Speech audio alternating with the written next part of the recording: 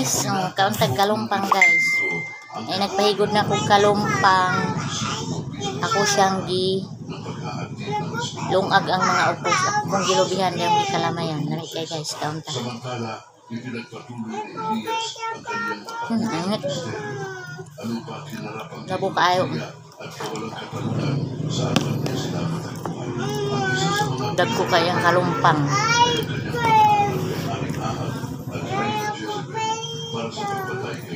Kauntag.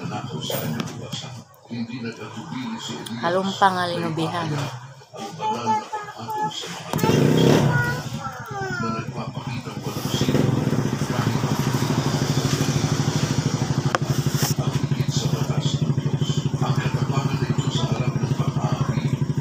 Upos niya sa gihinigura na ako.